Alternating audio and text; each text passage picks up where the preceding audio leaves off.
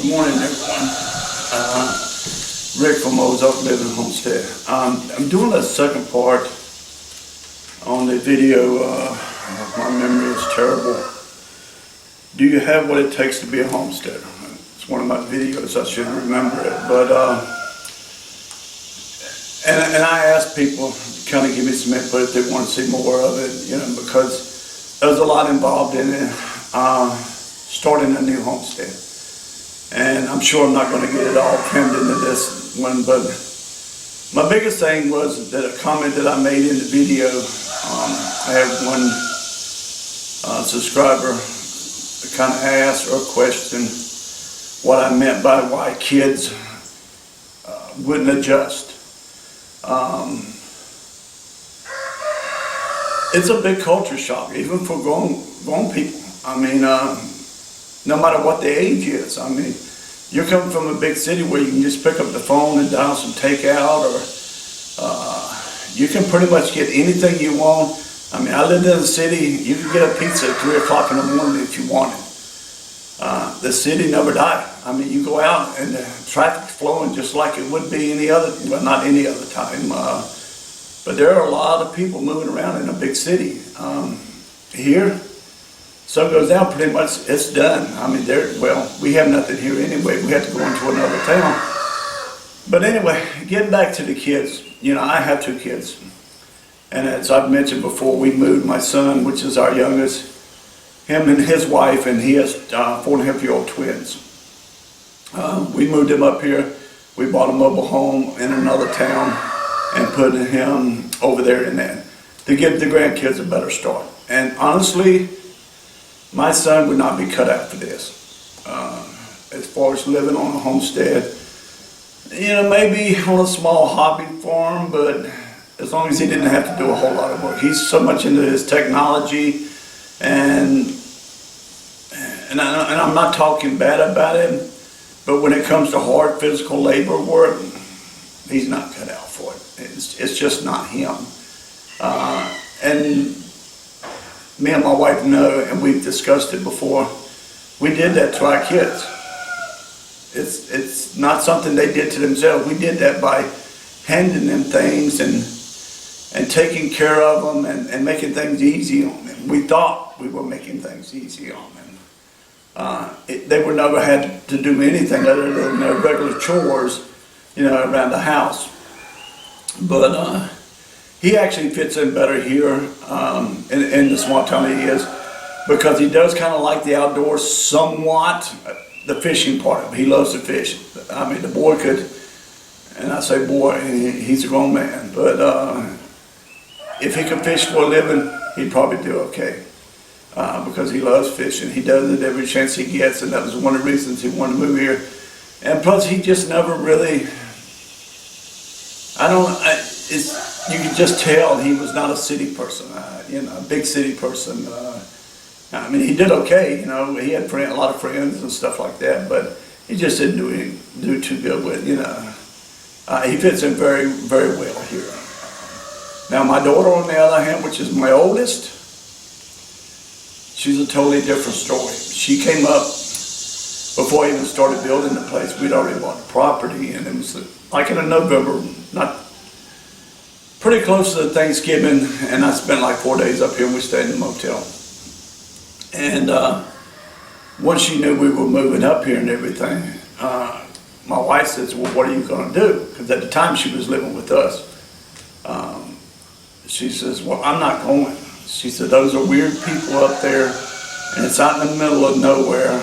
I am not living in a place like that. So that pretty much told us she's all city girl. She's never ever going to live in a place. The only way she would ever come here and live if she had no other choice. In fact, I mentioned it to her one time. She said she'd rather be homeless than live here. So, but I think she would if she had to, but she wouldn't stay long. And I have a lot of time, these young kids, I call them kids, early 20s or whatever, they find out we're from Florida.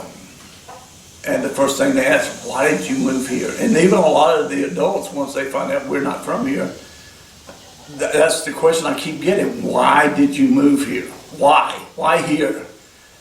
And the first thing I tell them, why not? I said, it's peaceful, it's a small town, it's quiet, nobody bothers you. You can pretty much do what you want, you know, under the law. Why not? And they're like, oh, I want to get out of here so bad. I mean, that's their answer. And especially the kids. And I have heard so many kids have left here when they were old enough to leave and went to the big cities, and within a year they were back. They just couldn't make it. It was not what they thought it was. And a lot of them come back, some don't. I'm sure some of them don't come back. But I think it's just kind of funny that they all ask me, why here? You know, and my answer is, why not? Why not here? I think it's great. And a lot of other people think it's great. So when I'm talking about the kids, you know, there's different ages. And, you know, the very small kids, their minds are easy to form. They're going to learn to and adjust to just about any situation you put them in.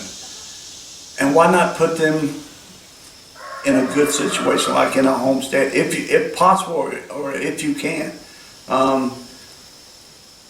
Why not give them a chance at a better life than to have them grow up in a city? And I'm not going to go into one of my crazy rants about all the crap that's going on in the world, but for example, what just happened in Fort Myers, Florida, which was 2.5 hours south of us, who lives there, 14-year-old, go to a nightclub and be there after midnight. I don't care if it was teen night.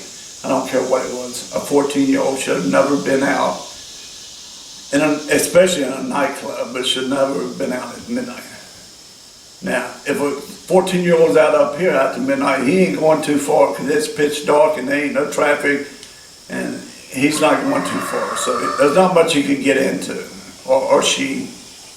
But anyway, going back to the kids, bringing teenagers into this lifestyle, some may already have it in them. I mean, and they'll adjust. They'll like it. And there's a lot for the teens to do. You just got to keep them busy, and you got to get them interested in what they're doing. And there are some that just never ever will. And for instance, I mean, this is just a little story, and I can never forget this story. There was one year, my daughter, we spoiled our kids for her 16th birthday. She just got her license, and so we bought her one of the new Volkswagen Beetles. Well, she turned in front of a vehicle, and the vehicle basically hit her head on. It was her fault. She didn't see it for whatever reason. And luckily nobody seriously got hurt. They weren't going that fast or anything. But I went down to the scene to pick her up because she called me. And it was only 8-10 blocks from the house. She was headed home. And we were standing there and she was laughing because a couple of her friends had come by or stopped by because they saw what was going on and stopped. And they were over there laughing and joking and playing around. And you know, she really pissed me off. Excuse my language, but I went over and asked her, I said, you're over here laughing and joking like this is not serious. You're not even concerned about that other person that's getting loaded in an ambulance over there. And luckily the woman was fine. She really was. She was fine. There was nothing wrong with her. I think it was more precaution. But I said, you need to really think this is a serious thing here. This is nothing to joke about. Although they weren't joking about that, it's just that she was like unconcerned. And then there was one time, my daughter was really spoiled, and still is. And I'll go into that later on. But it was during a hurricane. They come close, close enough that it knocked our power out for 4 days. Well, she went to a school, and I won't forget this. I'll kind of add these in together. She went to a school where most of the kids there were rich kids. Now, we were not rich. Okay, we made a decent living, but it's just the district we were in, and she went to that school, and everybody swears it was the best school. In my opinion, it was not the best school. But, you know, hey, my opinion doesn't mean anything when you're dealing with doctors and lawyers and all this. But these little girls, my wife would pick them up one week and drop them all off at their different houses. And then another mother or somebody would do it of one of the other little girls. And there were 4 of them altogether, count my daughter. Well, one day my wife asked me to go by and pick them up because she had a doctor's appointment or something. And I said, well, I don't know where they live. She said, well, ask them and they'll tell you. So, of course, you know, I pick all the little girls up, and I had another truck, but it was a crew cab, same thing, had the back seat and everything. And the kids were all back there. And they were all talking amongst each other like I wasn't even there, and I'm okay with it. And this little girl, it was during the time that the housing crisis, you know, the bubble busted, and everybody was losing their jobs, and everybody was losing their jobs. Well, apparently this one little girl's father had lost his job. He got laid off or whatever during this time, so they really didn't have the money, and they lived in a neighborhood where people have money. In fact, Derek Jeter of the New York Yankees actually lives in their neighborhood. So anyway, so it gives you an idea of the kind of neighborhood they lived in. And but this little girl was saying that she was getting a new cell phone, her first cell phone. And now they're in high school, and I think they were. This before my daughter got her driver's license. I think they were like 15 years old or so. But she was getting a cell phone, her first cell phone. Well, these other little girls already had cell phones. But she said that her mother told her that the maid wasn't coming every day anymore. It was only going to come 3 days a week to clean. So she, in order for her to have a cell phone, she had to clean the bathrooms.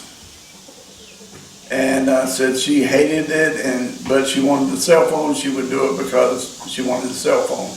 And by the way, before I forget, the girl turned out, she went to college and is now a teacher in Birmingham, Alabama. But these other 2 little girls were looking and listening to her tell this, and one of them spoke up and says, "How do you clean a toilet?" And she was very serious. And I started laughing so hard, and they all asked me what I was laughing. I said, "You've never had to clean a toilet?" She says, "No, we have a maid that does everything for us. We don't have to do anything. They clean up everything. They wash our clothes, they do everything." I said, "Oh, okay." I mean, and I left it at that. And there's a long story behind that. The little girl's father killed the mother and then killed himself right in front of her and her twin brother when they were very young. So the grandparents raised them. Long story short, spoiled the crap out of them, gave them credit cards. And you're talking about 12, 13-year-olds that are running around with credit cards, can spend whatever they want, whenever they want. But I thought that was the funniest thing. And she said, "I'll never clean a toilet." And I thought, you know, that's a shame that a kid doesn't even know how to clean a toilet, or saying that they won't. But anyway, you know, there are kids out there in the cities that are never going to adjust to this kind of life. No matter what you try to do, you can bring them here. You can make it as easy as possible on them. And as soon as they're old enough, they're gone. They're going to leave, and they're not coming back. And there's some that are going to love it. For instance, and people know their kids. They know their children, you know. For instance, and the one comment, and I'll put a link to his channel, my friend Lee Ralph here, he's got a channel, you know, of course. I mentioned him quite a few times.